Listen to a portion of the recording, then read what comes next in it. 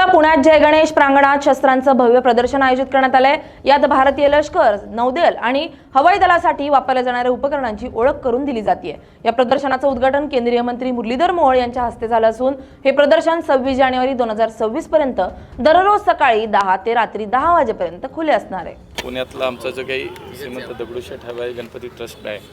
त्यांच्या माध्यमातून स्वदेशी जे काही आपली शस्त्र भारतीय सैन्य दलात वापरली जातात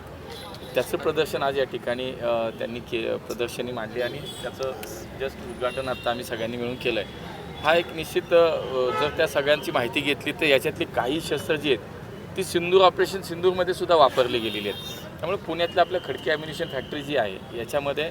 आज देशभरामध्ये आपण पाहतो की सीमा भाग असेल,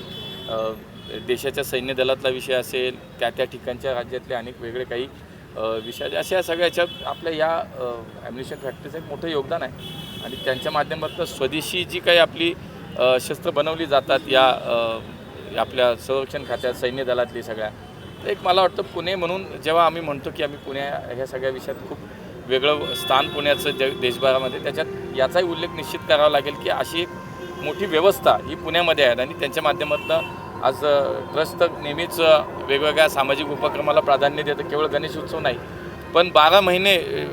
या ट्रस्टच्या माध्यमातून सामाजिक कार्य असेल, विधायक कार्य हे सुरूच असतं आणि त्यातला जातचा एक भाग आहे की प्रजासत्ताक दिनाच्या